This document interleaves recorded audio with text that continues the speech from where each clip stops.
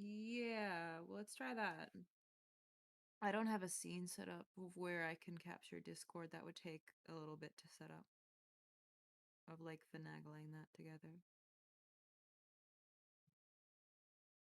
We tried!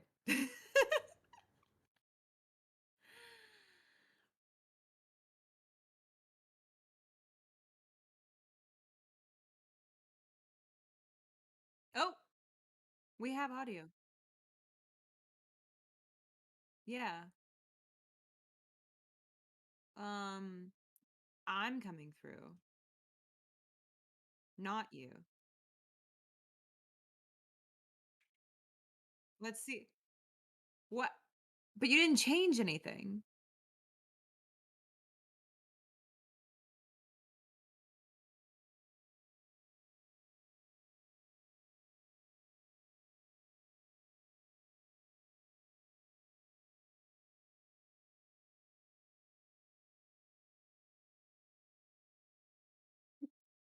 I like this. I like being the only one they can hear. Yeah, nah, I'm good with this. Um, so welcome to the live stream, guys. Uh-huh. Here's the Okay. puppet to the side. Oh, I'm flipped. Here's It's the puppet to the side. it's Move very my good. hand. Yes, Yeah, enjoy yourself. Give me a moment yeah. while I No, look I'm around. just gonna turn it off. I'm just gonna make you go there. Just me Oh, now. see now Perfect. I can puppet you. I can say, nope. There. Oh, she. They said, "There we go." Uh, There he is. Okay, now you can hear me. I can as be soon heard as I now. as soon as I was excited, you were quiet. Okay. Maybe that's why You know what I it did? was like you're. Nothing. I did nothing. I haven't changed anything. I have no idea what. Oh Like, God! Don't switch to the scene where it's just you. I'm so loud in that one. really. For just like a moment, I was so loud. That's Um, weird that we're good now. Again, no I wonder idea. if streams on YouTube just work really weird, and that's why it was like your stream might take 24 hours to work. They True. weren't. So when we go into start this one up, because this is a very new channel and we've never streamed on it before, we're And like, because cool, let's get ready. we prepare for things and are very Yeah. organized, and Yeah. we don't do things last So minute. in our defense, we've been doing streams. It shouldn't be an issue. So we just like jump on like we're going to, and it's like, cool, you're ready to stream in 24 hours. And we're like, huh? What do you mean in 24 hours? Like, since it's your first stream, it might take up to 24 hours. So I just kept like recycling the page, and then finally it was like, you're ready to go. I'm like, haha.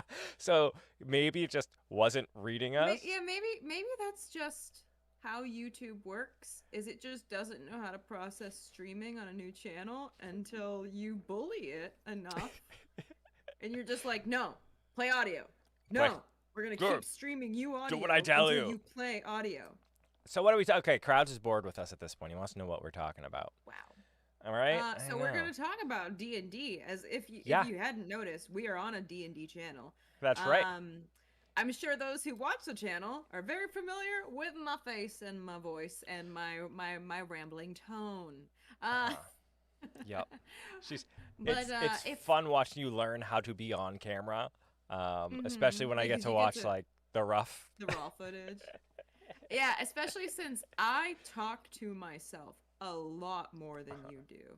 Yeah. I talk to myself like I'm a whole different person. Occupying the same space. Who is done with my own shit. So I know. Oh God, we only have like 45 minutes. Let's get talking. Okay. Jeez. So I He was wanted. very excited for this stream. I Well, don't know why this one in particular, because we ramble about D&D and the other one as well. well, Um, we wanted to jump this one off with talking about the Legend of Vox Machina. the Legend of The Vox Legend. It's real good. You've I seen keep them all, forgetting the right? actual name of it. I just go like, the Critical Role Show. Critical Role, crit. Yeah, they're all. But Critical Role is the stream. Uh-huh. And the brand. Because it can also be the show. It's fine. I Yep. really enjoyed that show. I did too. I was surprised because it was really I think It's because really the well art done. style and where we're watching it and all that, I almost had like Voltron kind of feeling to it. So like I in my really like the art style. I do too. In my head, I thought it wasn't going to be. I guess like a rating of 16 is now a thing, which I'd never seen because there was like straight up sexual content in there, which I'm fine with, and like Oh, I was surprised how brutal super the like brutal. gore. It's Yeah, super brutal. Okay, so fair warning, we're probably gonna spoil everything. So yeah, if you want not spoilers, just mute us and enjoy our beautiful faces as we animatedly talk about how excited we are, and it just hypes you up while you listen to it in the background or something. I yeah. don't know. Don't Whatever. go away. Uh, we mute we us if need you the have to, ratings. but It's a new don't go. channel. Um, but yeah, no, that shows, and it only gets progressively more. I think they were feeling out how brutal, but they released it in bulk, so it wasn't even they were feeling at the audience reaction. I feel like they just went, we can do more.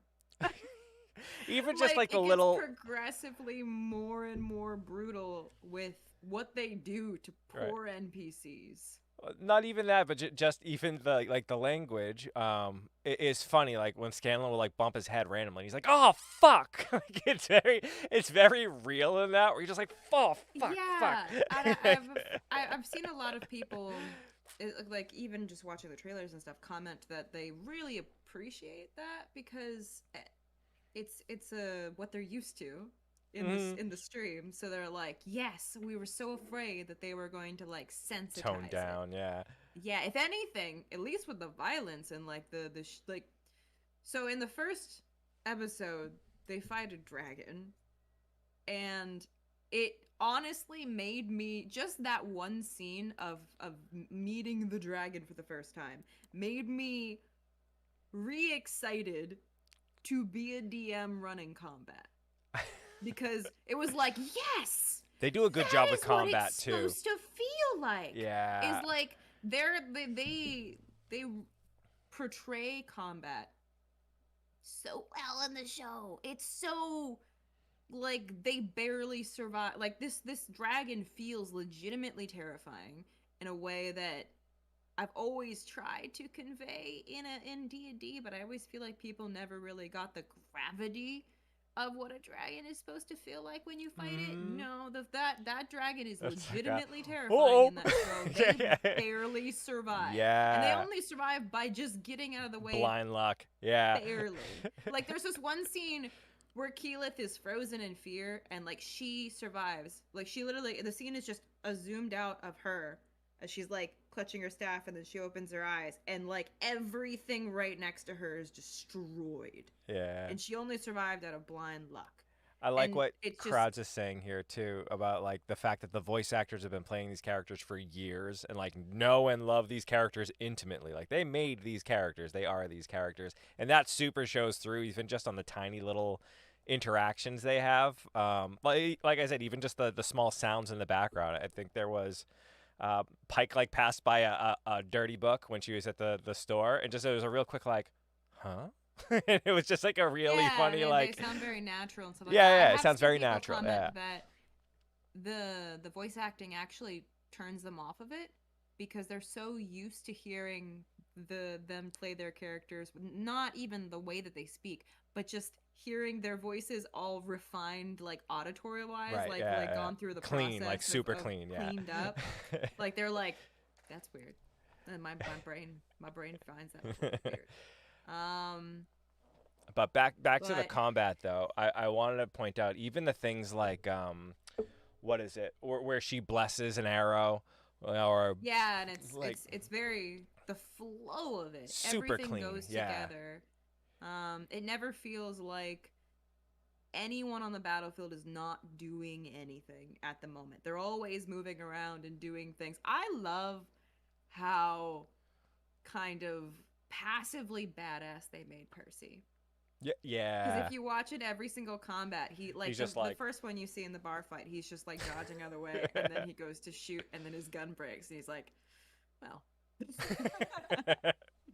Like it's good. it's such a it, He's so relaxed at to his table too, just like like Yeah, he's so annoyed that used another to them fight's starting breaking bar out. fights that he's just dodging it. I love competence in characters like that where like if they're gonna be killing dragons they better be able to dodge out of the way of like Yeah. a bar fight.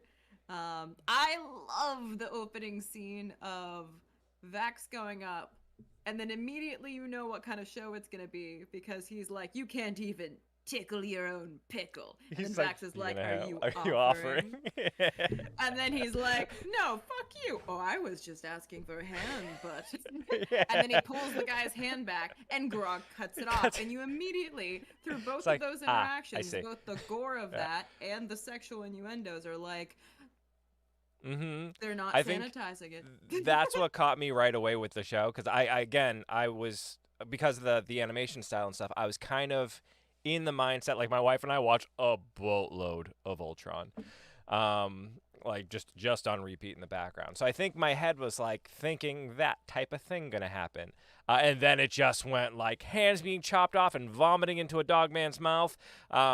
Like it was just like, aha, I see. I'm gonna reassess where I'm at. Break into a wall Yeah, and no, it somebody definitely going hit me down as on well because somebody else. yeah, I wasn't expecting it to be that far. Yeah, Yeah. I do like how they portrayed Vax though. I'm so used to later campaign Vax that seeing early campaign Vax that's very kind of like he's a lot harder, like Hmm. sharper and like less caring and has that underlying softness, but like is very much kind of like both him and Vex. I like how Keyleth is like, why are we all together? Vax and Vex like don't care about any of us, and they both in unison go, "Fuck you." Yeah, it's really good. And of course we got the goodest bear. The goodest bear, Uh yeah. huh. Trinket's the shit. I like the scene where they go out and the guards are petting the goodest Yeah. bear trinket, and I then they're like. like, "No, we're supposed to be Yeah. serious." Ooh. I like how many Matt Mercer inserts there are. Like just I straight up like how animated Matt Mercer just in there. Like he yeah, gets elf pissed on. ears or He's like, slight "What the fuck?" differences. Yeah, we're like it almost feels like he's just so you know how in our campaign we have Monette, who's like the Uh-huh. servant that just appears everywhere, does everything, seems to just be everywhere. I feel like Matt Mercer is gonna be that in that campaign because he always seems to be a government worker. Hmm. So it's just Right. It just. overworked and Yeah. everywhere. Yeah. I like too. It's kind of the subtle nod to like he is everybody, like every small character. Like the DM created this world, even though he doesn't voice act everybody. Like he is the DM, and he's just every piddling little person you see walking in the street or whatever is just Matt Mercer. So the fact that they just make him Matt Mercer, just full stop, where he's like hanging a Yeah, sign up, it's or just Matt yeah, Mercer's he's just like, face. And the first time you see him is him getting pissed on by Scanlan. which is And then him just perfect. like Yeah. cursing out Scanlan and going, "What the fuck, man? Yeah. What's wrong with you?" God. And it's And not his even voice. like he put on a voice. It's just him. It's his It's voice. just Matt. It's a little bit of a voice. It's the voice he puts on specific like for that kind of Yeah, yeah, scene. But it's not that far from his normal voice. wanted to Um, make sure everyone knew but, it was adult oriented. Yeah, I was talking about crowds talking about how Sam Riegel mhm. mentioned specifically. He's like, just because it's a cartoon doesn't mean it's for children, which I like. I like how Fish spelled Monette. That is very complicated. That's sure. Yeah, how is Mon yet? So yeah, we're getting into our own campaign stuff. Monette. What is that? I Because the I animation studio typically back spell has the same everything in our aura. Yeah, campaign just like as it's phonetically. phonetically. Yeah. I actually have a pet peeve of like fantasy things that aren't phonetical Uh-huh. because especially when it's D&D or whatever. It's like this is a world we're supposed to be interacting with and then everything is non-pronounceable and you're expecting me to remember all of these things and interact with these things as the people in this world. Just spell it phonetically. So I did a thing, and you might be cross with me because I know we're trying to get ahead, but I made two bows. I made one bow because we were talking about making a PVC bow for like cosplay stuff. So I made one, and then the show came out, and then I immediately decided to make another one uh, because I liked the bow that was on the show. So See, I knew you made the bow that was on the show. I thought that was the bow, not no, that you made a whole nother bow. yeah, it's not done yet. I gotta wrap the handle. But the first bow, it doesn't take long to make them. Once I knew the process, this one was much quick. Actually, I made 3 bows Oh my last night at like 9:30. I was done making this bow, and then I was just straightening out a little bit more, and I went to turn it to straighten it out before it was painted or whatever, and I straight up broke it. It just which is better it breaks then than me firing it because it's a working ass bow like this. I pulled the weight for it. It's like a 55-pound bow. You can hunt with this bow. I hope you made one of them LARP appropriate because that was the Yeah, I whole did. The point. first one was larva appropriate. The first But the bow, second one is Vex's bow, so it should be able to it kill. straight up works. Yeah, no, that is a working ass bow. Yeah. So the show So got me real basically, you excited, is have what I'm saying. how to make a bow out of PVC. LARP versus murder. And here is my murder bow.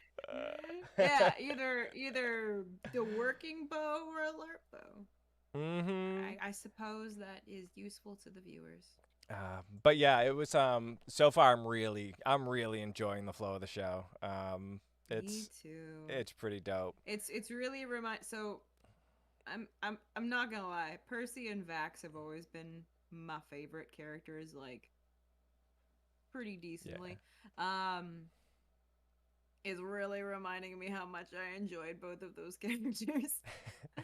I'm like, yes, give me the slightly moody, really dexterous, like uh proficient. I like the proficiency of both of them. How they're both, like I mentioned earlier, I like characters that are kind of unapologetically badass.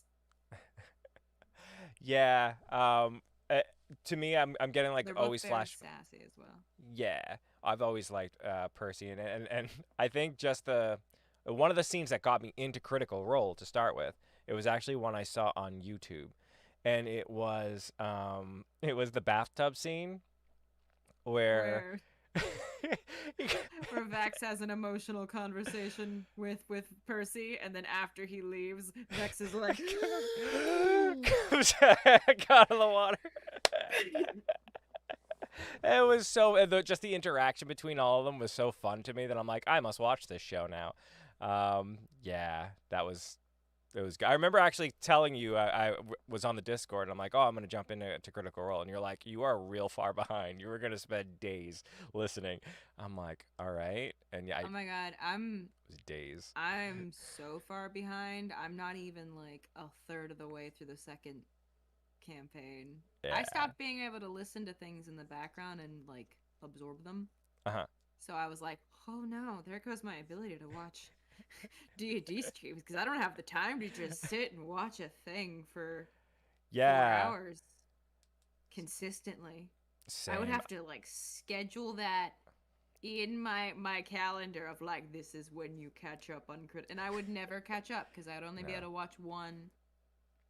I have to teach myself how to be able to listen to things in the background again, or I'll never be able to watch a D&D stream again. Speaking of D&D streams, another with the Critical Role, I don't think Critical Role actually got either of us into D&D, Mm-mm. but we both got into D&D via a D&D stream. Yeah. You Yeah. podcast, me Twitch. Yep. No, I was So Adventure yours was Zone. Adventure Yeah. Zone. I love the Adventure Zone. And then the one that got me like finally to get like try it. I knew of D&D before, but 4E is not new user friendly. Nor is it appreciated by most people who play D&D. I'm sure a lot of people are going to be mad at me for that. But I watched High Rollers, Okay. and then I've never watched High Rollers. I haven't had the time to watch the second campaign for the Mm-hmm. same reason that I haven't had time to watch any of the other ones anymore. But it starts off a lot more kind of like lighthearted and less intense than Mm-hmm. Critical Role, so it was like a good intro.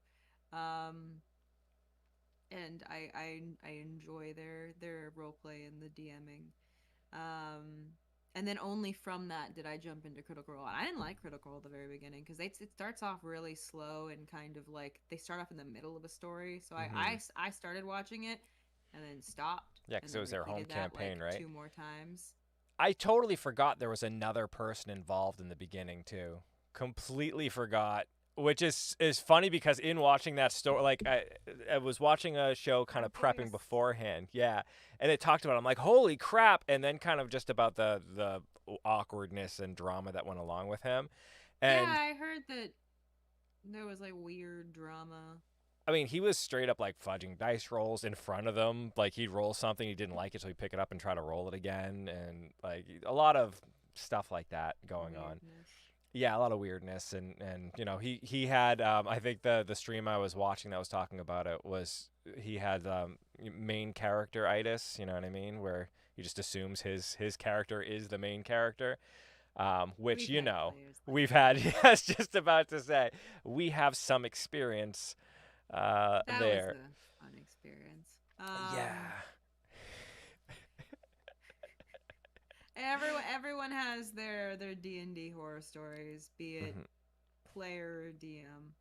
I have both. Yeah. Uh, should we I tell think I crowds just about how cursed games. Hmm? we've decided to immortalize his character? Yes. So crowds, we've decided to immortalize Enabris through any D&D world game. Any it doesn't have to be D&D, just in general that we Right. will ever create. Yep. Um so you know how there's the Enabrites. And you came up with the idea, kid. I feel like you should explain it. So we were talking about the orcs, the crazy orcs. We've mentioned on the other stream before about how they started worshiping Enabris. And so they were called the Enabrites, and they had this naming convention where it was a letter of the alphabet OG. So there's like Aog, Beog, Cog, Dog. We just went through the whole alphabet, milling through them. So we've And then decided, you saw a picture of an yeah, orc yeah, called what was Azog. it? It's from Azog. Lord. And Yeah, then it's you were from The like, Hobbit. "Oh, I was like, that's what what would if the happen. letters Yeah, repeat?" yeah, that's what would happen if we went through the alphabet one time and then it just starts again. So it'd be like Aog, Abog, or whatever, Abog, Akog. So we're like, yeah, I can just these huge amounts of them, like just stacking it. And then we're like, you know what it has to be in every game we create from now on, and that we share with other people. Maybe if we write campaigns, whatever, we're gonna have these crazy orcs just somewhere, and they're gonna be the Enabrites. And what Enabris is will mean something different depending on what kind of setting we're in. But yeah, there's just always gonna be like if we're in a cyberpunk space setting, they're gonna be like Martian orcs or something. Like Did we're you gonna see what he just posted in the D&D chat? know what he posts. He said, "Fuck y'all, that's my legacy." It's perfect. It's perfect, and I love it, and it's what's gonna So happen. it's gonna be their caste system is like so. Remember how they were giving Enabris like this is our champion, the best of the Uh best, huh. and they went down the line and slowly getting worse as they went. It's like that was the pure top cast is like the one letters, and then as it goes down the alphabet for like what letters first is like Zabog. Zabuk, they're like, oh, Oh, he's a Z yeah. cast. We'll Yeah. call him Alphabet Soup. Yeah. I love it. I love it. I Yeah, love no, that they're he and the in crazy orcs will every live on in every campaign, and I dig that. That's fantastic. yeah, no, some warping of the magic of Curson erasing himself from existence Just, wrote them where he unwrote himself from every story. uh-huh. That he accidentally wrote them into every story. It's perfect. So now they will Yeah. always exist. Yep. No matter you'll never as long as you're playing a game where me or Kit is either playing because we'll play those orcs if that's the only way to 100%. get them into the I world. played all of them before. Yeah, if it's the only way to get them into your world, or if we're influencing the world in any way, they're gonna be there, and you'll never escape. And that's your legacy. Perfect. I like this. This makes me happy inside. Um,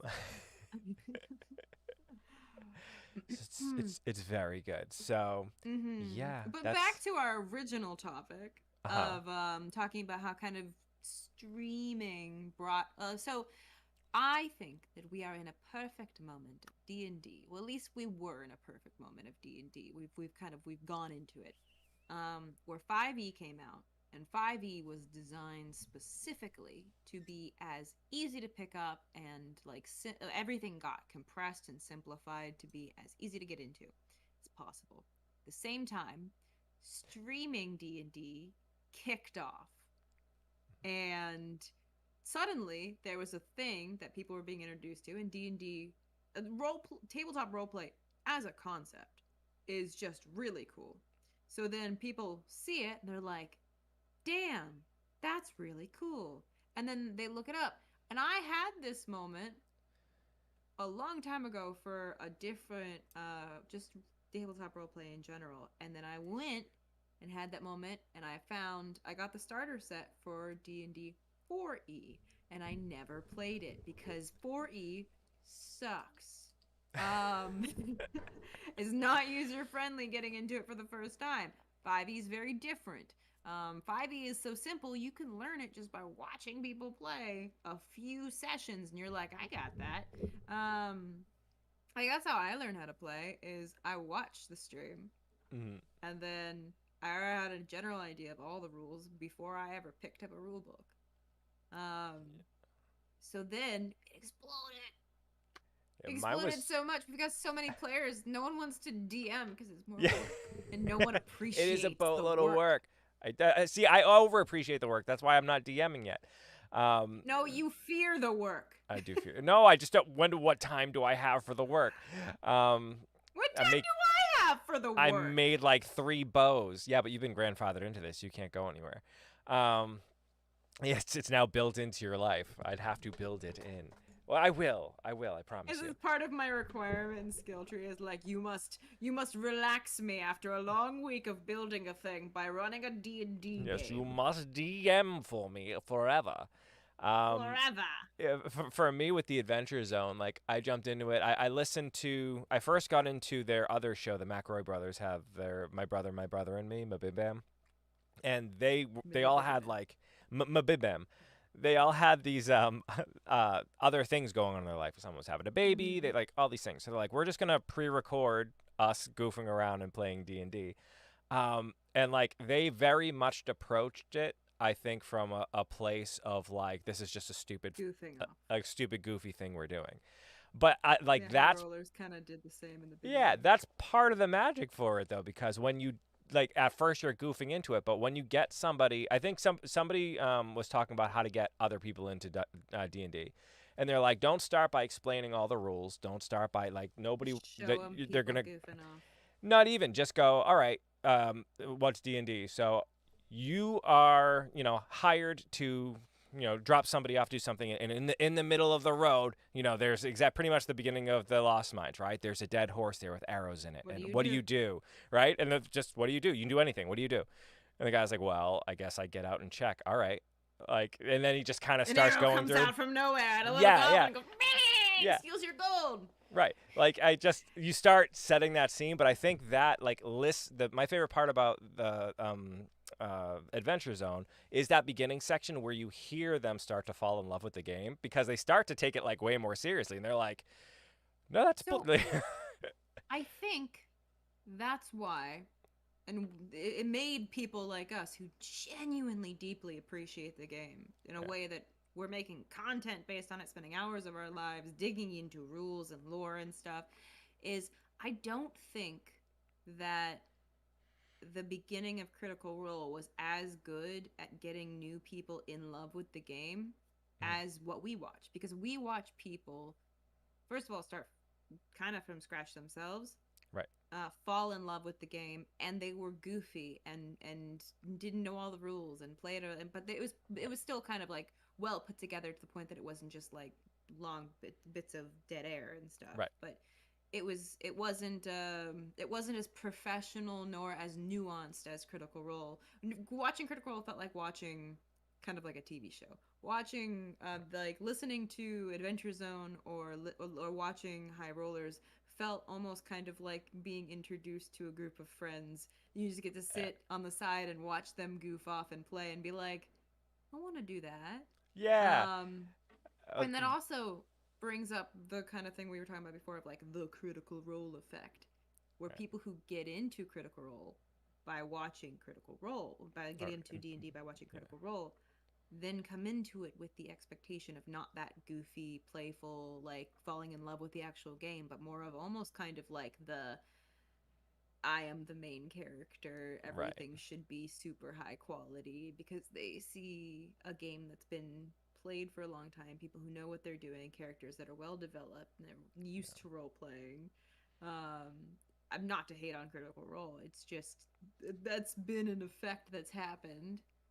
Well, not only that, but the fact that like Matt Mercer, he shared a video on I think it was on Twitter that was of him as like a teenager for Christmas getting a dungeon, a monster manual, I think it was, and he's Mm-hmm. super jet, but like he's been doing it forever. Like since he was a kid, he's been into it, and it's one he didn't have before. And he's like, "Yeah, no, this is the right one." His parents are like, "Is that the right one?" He's like, "Yeah, this one has this and this," and like super jazzed into it. So you've got a DM who started super young, has been an actor, a voice actor. He knows it inside and out, loves it. So yeah, he's running that, and then everybody with him are talented voice actors. Like, yeah, if you go into it expecting that level of play, not only from your DM but also from like your fellow players, I think it's easy to get disillusioned. watching Sam for like I think wasn't it Sam's first game for Critical Role? Like that was his first camp. Yeah, I Like thought the so. first campaign was like his first game in like the first time playing D&D. I think that's one of the reasons why like you can kind of see him fall in love with the game. Well, you come in late to the campaign, so it's already started to happen. Mhm. But and he's just a character in general. Like Right. he's much more flamboyant Yeah. and in general in personality. But it's fun watching him fall in love with the game in comparison to the people who've been playing it for a while and it's much more of a developed feeling already. Mhm. Um, just it's funny because like watching because it's different from the vibe of what Critical Role where they felt more like developed and like professional whatever. I didn't appreciate Scanlan until later in the campaign. He Right. felt very like he almost felt like he was on a different wavelength than everyone else. I think because Sam was still in that Right. process. um yeah, it's I guess the point of it is like watch Critical Role. It's a really good story and it can show you kind of what to look forward to, but don't expect that to be the first games you play from No. yourself or from everyone else.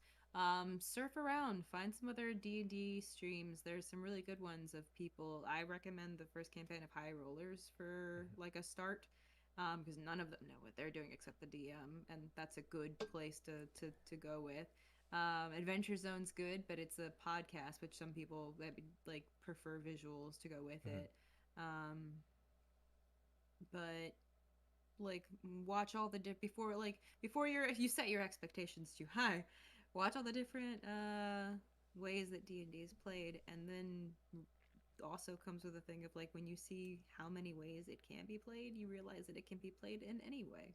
Yeah. Also, I mean, like when you first jump into a game, I feel like it took forever for our game to get to that kind of serious point where everybody was really, you know, Hence the Anabrites. more invested. I feel like that came a little bit later. That was just a crazy night. I think. Um, I some feel nights you like just that get goofy. was that before or after the Doom Vault. It was after. I think it was after, yeah. The Doom Yeah, Vault's where we started getting like serious. because It that was was, so yeah. and it wasn't. Ooh, good It call was out for mostly crowds. just Dimension 20. We'll cover that in a minute. I love Dimension 20. Sorry, continue. um yeah, no, we goofed around because it. So I started that game because I was playing in a few games and I felt bad because I started DMing a game for my friends that I had met already playing, and I just was like, there's so many people in the world that want to play D&D and there's just no one to DM them. So I was like, I'll just run Tales the Yawning Portal, because it's pre-made. It won't be that much work. And uh, 5 years later. um, 5 years later. And in the description, I very specifically said like this game is open to new players. Mhm. I wanted to be able to help people learn the game or have the opportunity to experience the game for the first time when there were so little DMs and games open. Like people are always struggling to find a game, and I wanted to provide a place where people could have that. And we went through a few people. Yeah. We rolled through some people, but eventually the core group came through. It was your first game that you Mhm. played, like an actual full-on campaign. You had played like one Still game my and first game. Still playing it. it's still going. Still I've going. managed to outlast all your other games. Yeah. Um, so everyone was new, and we had that kind of like just joking around, playing around, feeling it out. And I was feeling it out too until we got to the Doom Vault, and I was like, I was trying to, because I had other stuff going on. I was running another game. I was kind of trying to just play it as it was presented in the module, Uh-huh. but the Doom Vault massive, and it was the first module that had bits of a story in it. Mhm. I was like, I could use this. maybe that could. Do you remember we And had a most way of out of that just to get supplies and stuff, and we never used it. We were always bitching that we didn't have stuff and that we didn't have like health potions most or whatever, so and we just most of the original story of the Doom Vault in our campaign honestly just came from me forgetting to read something in the module and then making it up on the spot. Like, um, Tangis, the druid you find there, was originally supposed to be a water hag, and I misread something, she's so sweet. and then I just rolled with it. And then suddenly she was a level 20 archdruid that was batshit crazy. With her big turtle that hates me. Yeah, then you eventually found a turtle. And then you went and found people that were mind controlled. Now, like literally, you walked into the room that I was just playing all of those people really stoically, and then it kind of like you're like, are they mind controlled? And I was like, they're mind controlled. Yes. I was going Perfect. with it in the moment, and then eventually you find a room that I just hadn't read ahead, and they have an entire room where they mind control people. All of these people legitimately were mind controlled, and I just didn't bother to read the module beforehand.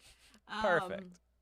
And then by the time you got to the Godwoken, that was by the time the time I was like, wait, I could totally put like story into this. Uh-huh. And then Crowds was joining the game, and he was like, I was like, I have this new concept. I want to run it by you.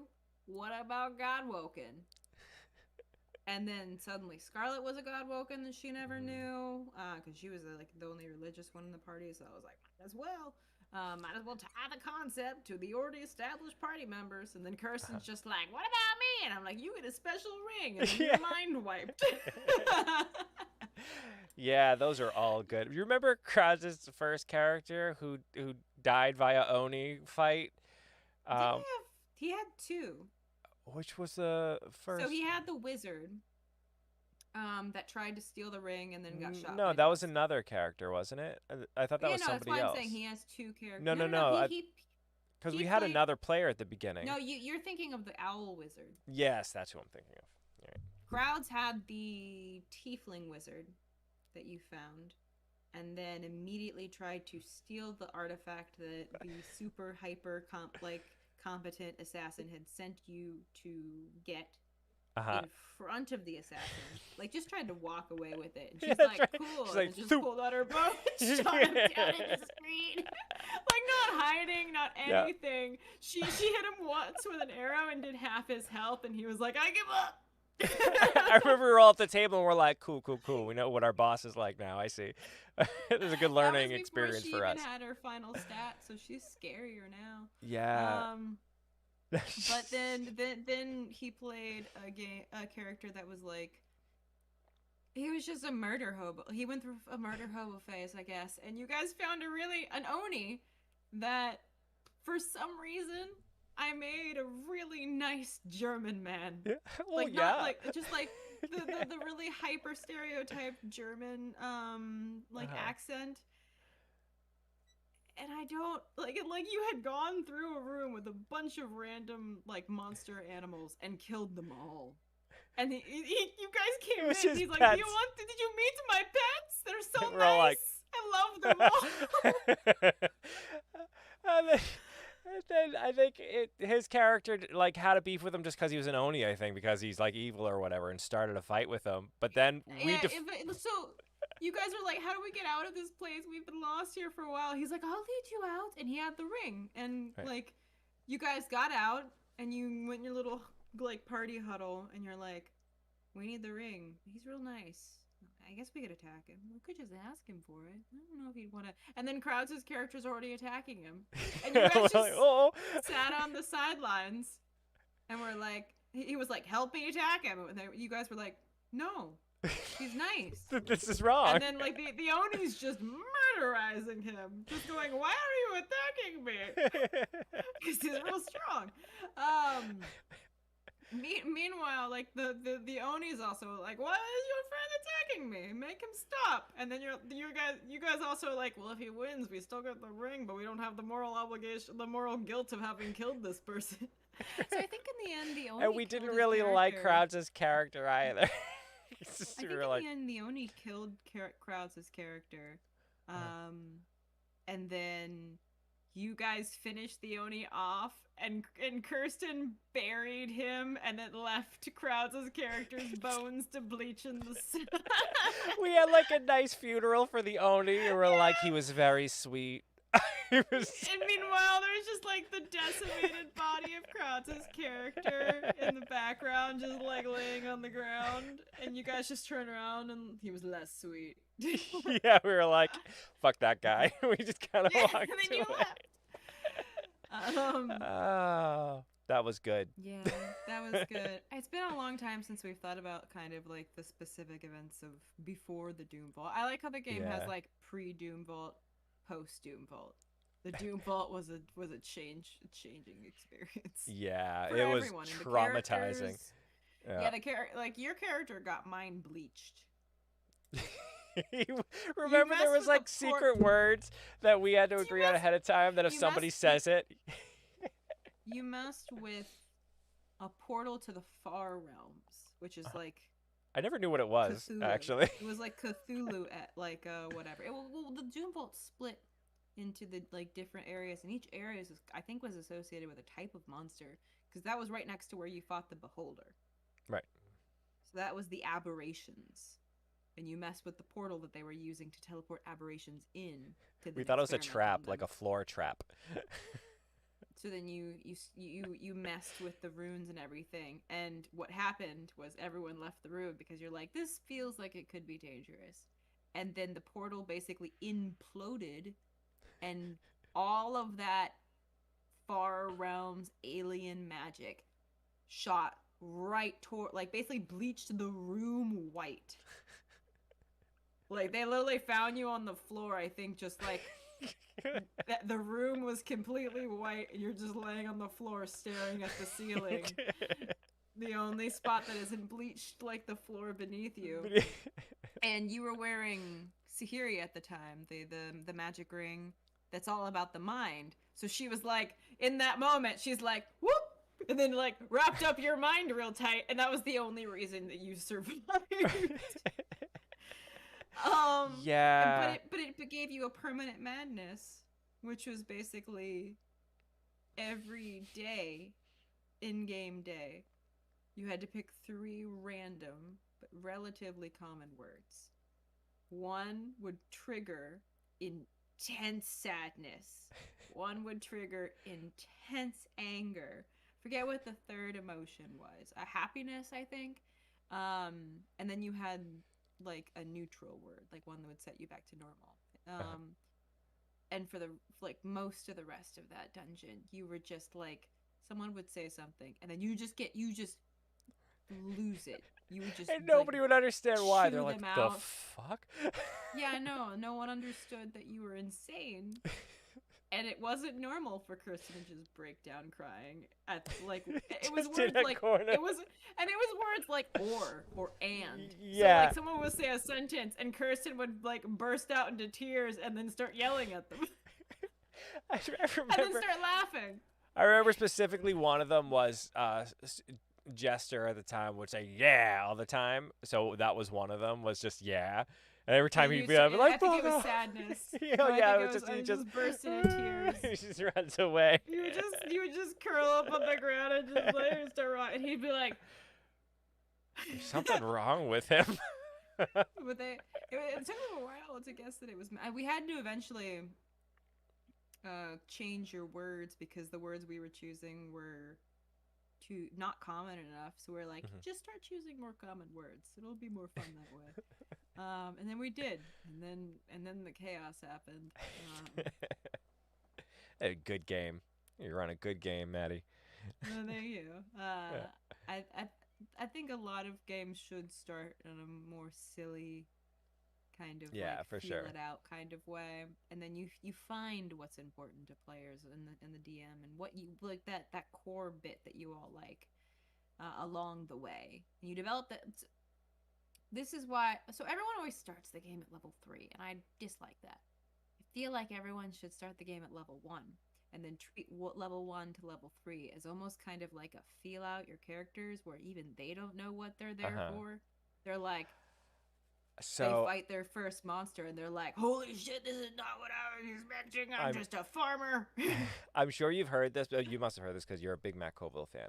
He had talked once about somebody he knows that makes he starts a game at level 0. He has you make three characters, and whichever one survives, like one that's the person you're going to be. But then also like there's a backstory that goes with it. Like we started out, maybe they were farmers or like town guards or something. And other people in this world have died or had to leave for whatever reason. I think that's kind of fun too because there's like this deeper backstory that you've made just like a dude, right? Like he's just, maybe Oh still yeah, better.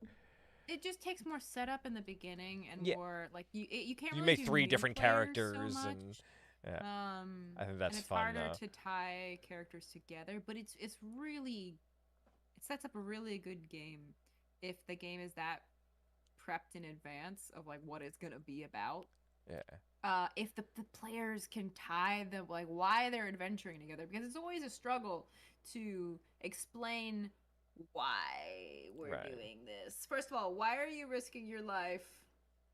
Camera's smaller on your screen. Why are you risking your life?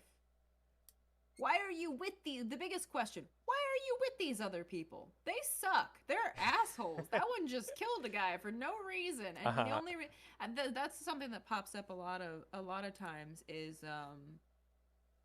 like character. It's kind of like a character leniency where characters will be like, "Yeah, totally, you're family now," just because we as a player know you as a player, and so we're kind of like greasing the wheels here. Uh, which some people are fine with. Like I'm fine with it. Like it's still a game in the end. It doesn't have to, everything story wise doesn't have to make sense. That's why whenever you guys have like character issue, like interpersonal character issues, or like personal character issues, like my character, I don't know how to make my character function in this situation. I'm like, just fudge it. I Uh-huh. mean, you change who they are in the moment because in the end it's a game, and find what's fun to play and comfortable, and we'll figure out how that transition happened. I'm God. I can zap them with a mind change You laser. love it. Yeah, for I think for me jumping into it, I kind of liked the idea of the fact that like characters don't know each other and why are you with them?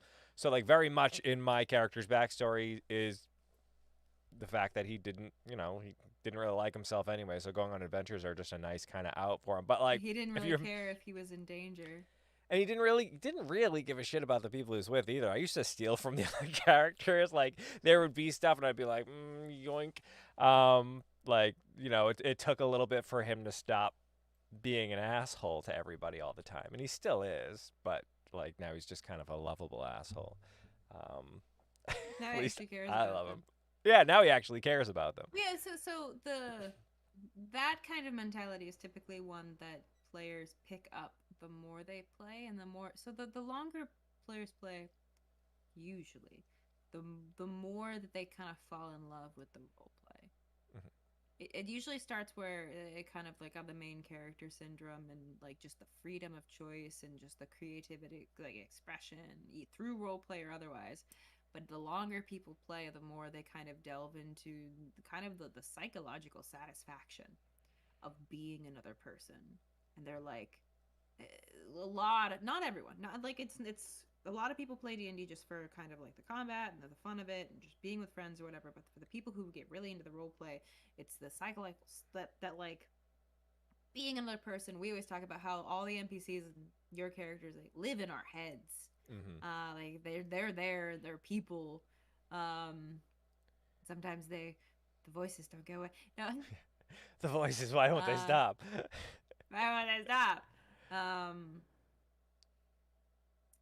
yeah, like Yeah, that I to me. genuinely enjoy playing a game. Like I've had problems even with our group when I was a player, where with players that have left since then, where we kind of went in with the expectation of that more developed role play. Mhm. So like you messed with my character, you pissed off my character. You can't just expect my character to forgive your character just because we're both players Yeah. and it messes with the you can't like that was a problem where it was more developed role play basically, like where you start to actually be those people in those moments, and it's so satisfying to be in that moment, but you have to be on the same page. Yeah, I remember before, like before one of the characters left our campaign. My character kind of giving him the ultimatum, like you are constantly just killing everybody around us with your stupid decisions and stuff. Like, so he gave him the ultimatum, like, either you leave or I'm leaving because I can't work with you anymore. I'm tired of watching this or whatever. And I remember that player messaged me in the background, being like, "Well, what now?" Like, I'm not throwing a monkey wrench into the game. Like, that's not me actually kicking you out of the game, but that's the role play. Like, my character wouldn't just go, "That's fine, don't worry about." Like, It that's not wasn't how out that of works. nowhere. Yeah, it wasn't out of Like nowhere. like So it's like, it was something that had built up to that point, and like that had yeah. been talked about in and out of character. Right. Yeah. There was warnings galore coming up to it. You know what I mean? And then finally, it was just like, I told you last time that that was going to be the last time. I wasn't pretending. Like, this is my character wouldn't just roll over and That was go, by the time the role okay. play in our game had gotten like pretty serious, to the point that like Yeah. that character, that player was like contemplating actual player like character conflict, like attacking people and whatever. Right. Yeah. Like that level of like, if he considered that with the role play, then why was he surprised with that with Oh the role yeah, play? I forgot But he was gonna try to trap my character. He's gonna try to kill my character. I forgot about that. yeah, that was a plan. That horrible We convoluted should plan. have like a full discussion just in general about kind of like D&D horror stories, because that's a whole nother topic. Yeah, they're fun to go over after the fact. Like, they're a pain to Oh go yeah, no, through. that's not fun to live through. No, but like afterwards, when you can all commiserate together and just be like, "Do you remember this?" Even going back, sometimes I'll listen to the old episodes because you have them recorded there. And when I get to some of those more like conflicty moments, I was like, I remember I was actually mad. And that's kind of the cool thing that D&D does. Is like, there's been scenes where I've been actually sad and I've been actually angry and actually really happy. Like, you play this other person and it becomes so real to you that there is no distinction between, like, when we discuss about what we did, I don't say Kirsten did this, Kirsten did that. I say I did this, I did that. Remember when we did this thing? Like, it's like you actually did it and I can picture it in my head. Like, there's very little distinction between the game and a thing that actually happened. And when you're in the moment, when those really high level RP things are going on, it's such an intense. That I love that. To me, that's my favorite part of the game is when you completely lose yourself in this character, then you have like a genuine moment. That's yeah, so cool. There's not a lot of games that can do that. I wish I could experience that more often, but I don't get to be a player very often. I will Um, DM. I and promise. I can't get that far into an NPC while also having to keep track of like 30 Right. other different things. But I've definitely had big, like, especially with Astra and Edibris's conflicts and whatever, Mm-hmm. um, which is an NPC that the entire party kind of adopted It's in ours. different stages. Yeah, no, each individual party member separate from each other, sometimes in private role play without knowing that the other people were interacting with her. They're all like, this one. um, I don't remember how Asher and I got close. you lent her the ring just because you couldn't Oh, teleport her that's right. in I because couldn't you're teleport. small. That's Because it. you're a halfling, so you couldn't dimension door with someone else. So what you did was you gave her the ring, and then she teleported both of you in because you can teleport a creature smaller but not bigger. Right. It's You were such a so pissed useless. about it. Oh You were man, like, it's. Oh yeah, about her having the fine, I'll ring. give you the Yeah. ring. No, just Yeah. giving up the ring in general. Yeah. No, that's what I mean. Just anybody but me having the ring. Still would be. I mean, he will. Like I think there was another occasion fairly recently where I had to give it up to Astra, to hold or something. Or no, I gave When it to you the erased girl. yourself from existence. Well, no, yeah, there was that one, which was terrible. But I recently gave it to the girl in order to have her kind of mind meld with it or whatever.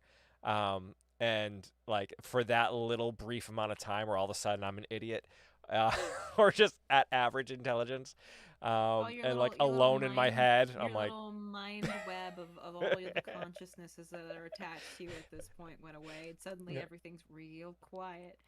So for the people who don't remember, when we talked about the primordial rings, when Kit made the Typhoon sword and also the ring, um, the basically Kirsten wears a ring with a primordial being inside of it called Sahiri, and Mhm. she's like a primordial of logic and magic and intelligence, basically. She's constantly talking in his head, just pointing Just out things stream of like consciousness.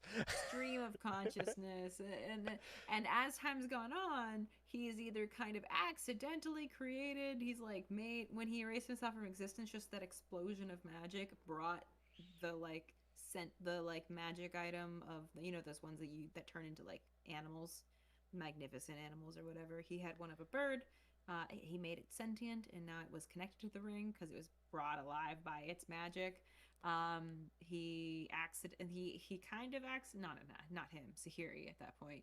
Um, Brought a fae that he had attuned to as kind of a uh, familiar, changed her to become more of like the Arcanum spectrum rather than fae.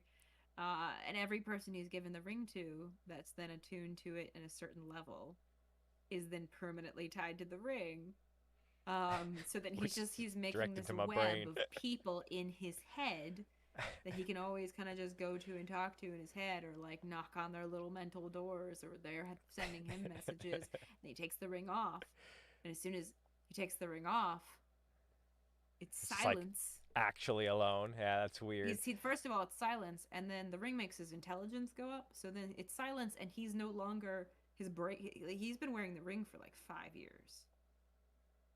So like that is who he is to himself. Yeah. So then he takes the ring off, and he's like What's the intelligence score with him with the ring? It's like 26, 20, I think. yeah, 25 or 26. It's like crazy. He's crazy smart. He's Um, so smart, he doesn't know how to deal with it, honestly. it's Like almost a detriment he's sometimes. It's so like, smart that we'll just have conversations where I'll just kind of almost outright tell you things. Like that's the reason why I give you so many spoilers, is because Kirsten has a 26 intelligence. right. So I'm just He like, just figures it out. I'll just feed you in for vague information, knowing that it'll work its way into how you play Kirsten, and that's how I deal with a character with that much intelligence.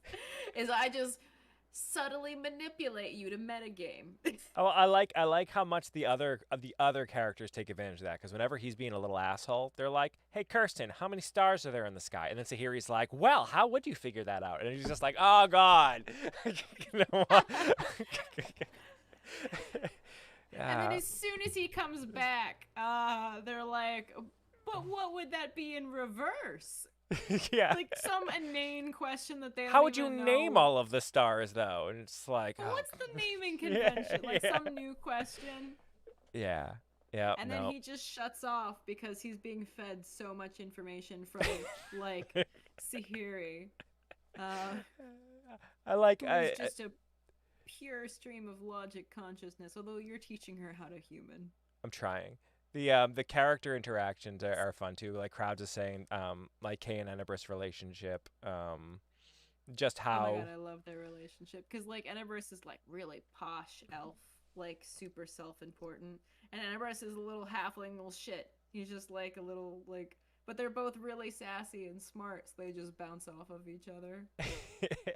we both like very much started off disliking each other's way about the world. I mean, we started off real bad. Like we raised somebody, raised somebody from the dead, basically to ask if Enebris was a scumbag or not, and like gave him a chance to talk extra shit to Enebris.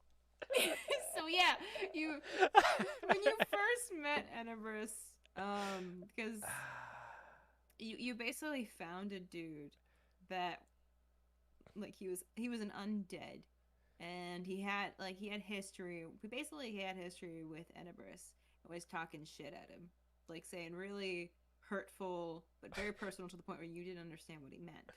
Right. It was more to NIL, but that'd be more complicated to understand. Um, and then so Enebris killed him, which wasn't completely out of like the picture of like you guys have been killing those Godwoken. Like you watched Jester just assassinate Yeah, we're one. still paying for that. Um, at least the one Enebris killed, he was very antagonistic, although he was completely physically wrecked, so he didn't fight back at all. Right.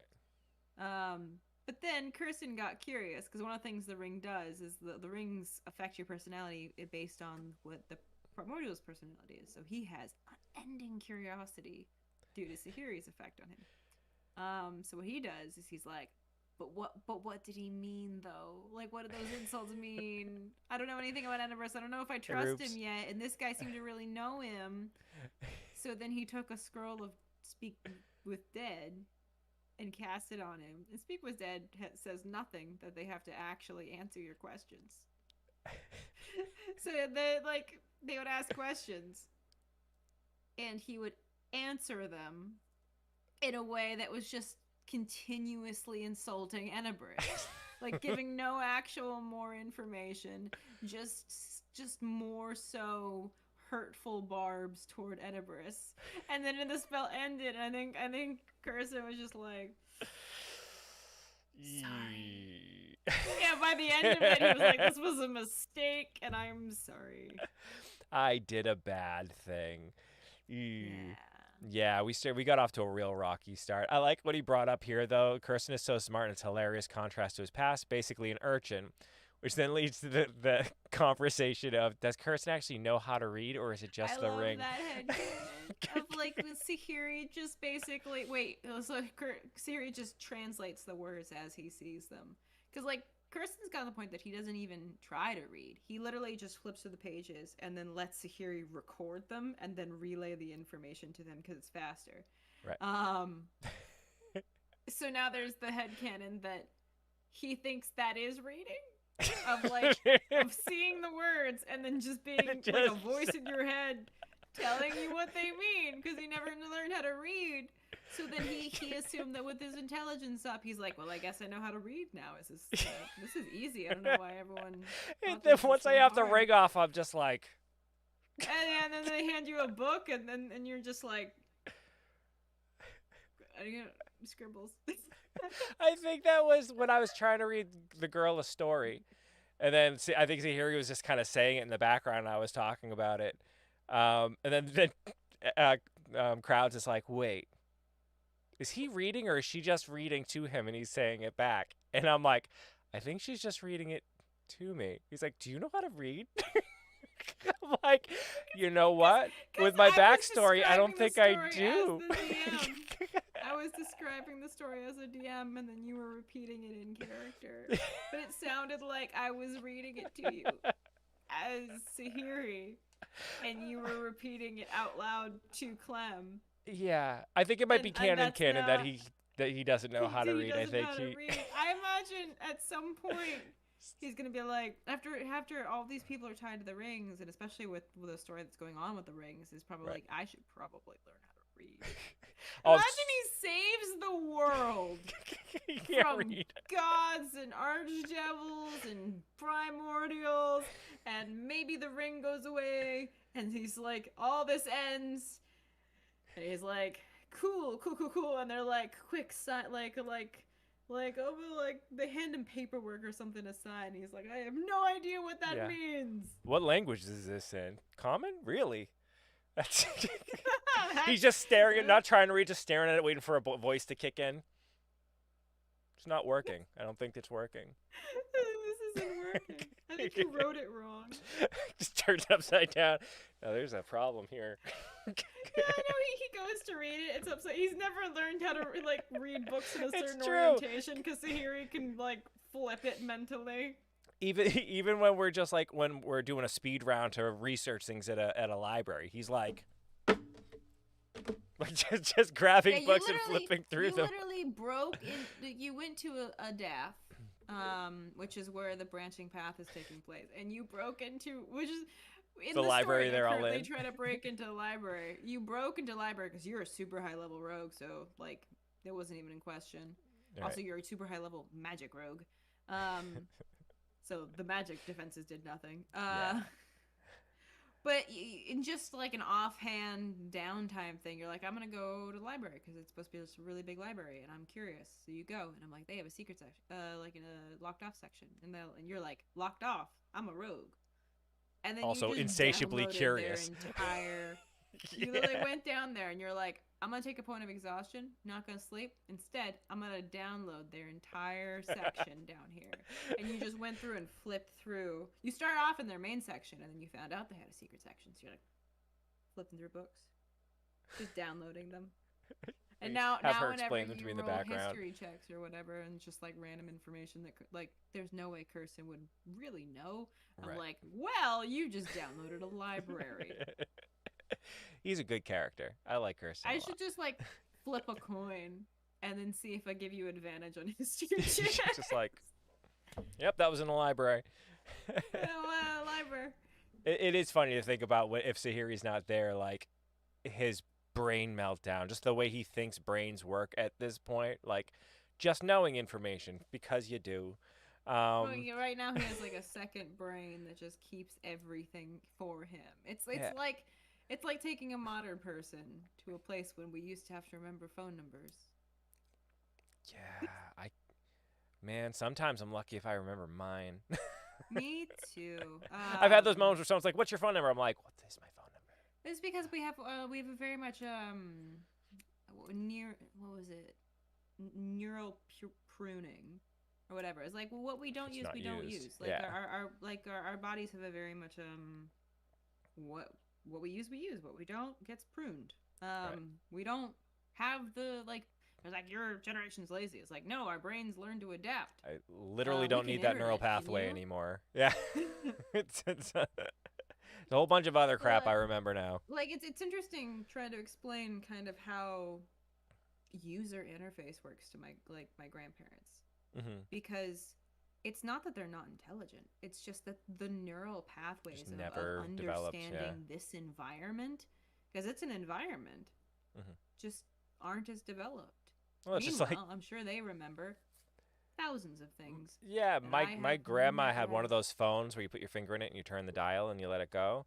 I was like, when I first saw that as a kid, I tried pushing the little buttons inside of the circles. I'm like, this phone does not work. And they were This like, phone's broken. they had to stop and teach me how to do it. I was like, really? It was weird. Yeah, But it's yeah, fun.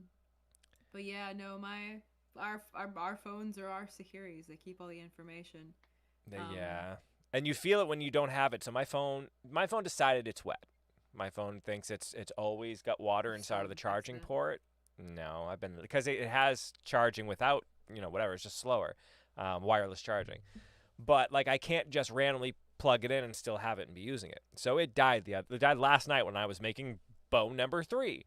Um, and yeah, I had like another 3 hours worth of work, and my brain was just like, "There's no background noise though. There's there's nobody talking in your ear right now. You That's lost your security. like I didn't like it. I'm like, Like oh, the I always connectivity goes like it's like even like when my phone dies, even if I'm not actively like it wouldn't be a time I'm listening to something or something like that. It's that knowledge that you can't even if you wanted to. right. It Like you sucks. can't like reach out to people. Like I have a built-in habit whenever I have a question, I immediately look it up. It doesn't matter So if I have time. It doesn't matter if I have time to research it. I'll put it in my reading right. list and just look back at it later. But I feel it when I don't when I have that sudden like habitual urge of like I wonder what that is, and then I almost feel the muscle I twitch do the of same reaching for my thing. phone and Yeah. it's not there, and I'm like, damn it, I'll never know because I'll And forget the question. I just say it out loud now because I have the assistants. Like in every room, I have one of the little Google assistants. So Mm-hmm. I just ask the question to the world, and then I get an answer. A lot like in the D&D game. Um, yeah, it's funny because it drives me a little crazy. Like my wife does not. If we're like if we got a new device or something like that, and we need to figure out how to use it, she opens up the manual, she starts playing with it. I'm like, YouTube it, just YouTube it, just Yeah. look it up, just YouTube it. And she's still like, you would know by now, just YouTube it. She's like, I'm reading it, just give me a second. I'm like, no, just YouTube it. There's so much information just ready to tell you. Like that's something that like with my parents all the time. They'll send me tech questions, and I'm like, I don't know the answer to that, but you know what? Here's the answer Yeah, give me a second. because I typed it into Google, which like like I what get a you lot could of have those also questions done. in skill tree in the comment section, which I don't mind because it's supportive for you guys to leave things in the comment section or whatever. But I'll get a lot of questions that are like very Googleable questions. It's like you're waiting for me to see it and then answer you in the Discord. I feel like you would have You to could wait have way the less. information so much Yeah, faster. I guess they want to make sure it's the right information because there's a lot of different it's information. true. No, I So wish when maybe I they was did making. Google it, and then they send you the message, and then when you confirm it, they're like, nice. So that's the thing about the bows, right? So, like, to make the bow, I looked up how to make the bow, and then I followed like 10 different tutorials and weaved together how I'd make the bow. Um, the first one took me like hours to make. Uh, After I broke that other one, this one took me like an hour and a half, not even. Like soup to nuts, I got it done. I was like, this is easy. If anything, you just have to wait because you're constantly heating up the PVC and stuff. But it's like I'm waiting for it to cool down, and then as soon as it's cooled, I'm like, next step, and just do it. I Once you have the information, it's Once great. yeah, once you have the information, it's like then you can not only do it quickly and easily, but then you can start to adjust it Yeah, as well. Like I do that with cooking all the time, where I follow a recipe just enough to like get through it, and I'm like, cool, and then I never follow a recipe again, except sometimes look up measurements. And I typically just take those applications and then make different things. yeah. Well, that's I'm like, I wonder if I could learning make a it with skill. this instead. Uh, Um, but we're far afield. D I and was, D. I was, I was literally about to say, not only we are also like 20 minutes over. Ah, okay. I was about to say, since we're already off topic, Right. we're already going away from all the things we said we are gonna talk about, and we're already over time. This is bonus points. This is just me. This is just me and Kit talking about the things that we think about. Yeah, this is just generally how our chats go. Anyways, we just go off on random tangents. Which, by the Mm-hmm. way, talking about D&D real fast, you and I need to hook up soon because I don't know what happened last game because I was traveling and I need to know what my character is doing. So we can I was private planning chat on after. just making that the beginning of the next session because I figured you'd be busy. Sweet. All right. Perfect.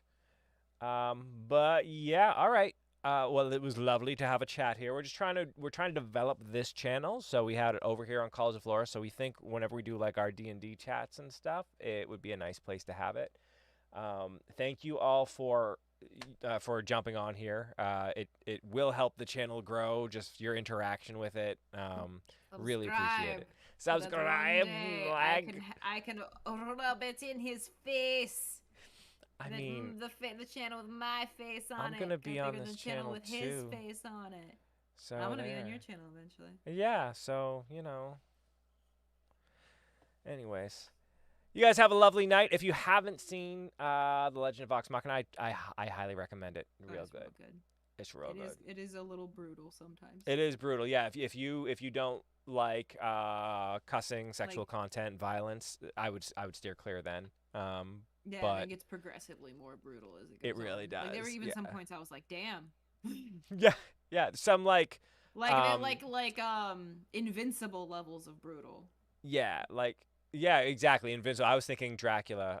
But yeah, the for sure, very much like holy crap. Um, Yeah, it's like good though. incinerated. Like there was one scene where someone like the dragon picked them up and then dropped them from like really high up and then they hit and roll and you just see just bruised Bone and and broken yeah, and yeah. yeah, it was just like the camera it stops with him just staring into the camera with dead eyes and I was like, "Damn, son," because the dragon just eviscerates a bunch of people. Like Yeah. no mercy. Like No yeah, mercy, it was Percy. Yeah, right. it gets When progressively more Percy brutal. So lost his if S, like that kind of thing. blowing off Oh a yeah, they servant's made that hand. scene really brutal Yeah. where Percy's interrogating that guy. Yep. That It was that like a that felt that felt very invincible. yeah.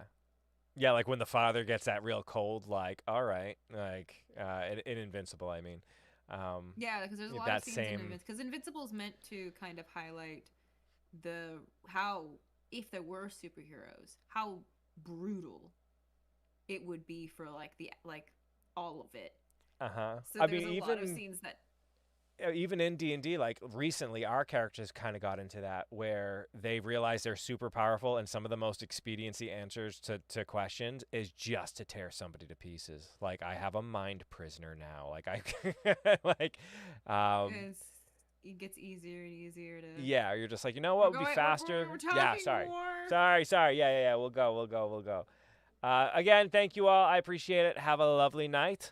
I'll leave now. You So, leave now. I leave now I'll, too. Because I'll leave I now. have no choice in the matter. I'm being dragged along. Yeah, all right. Good Goodbye. night, everybody.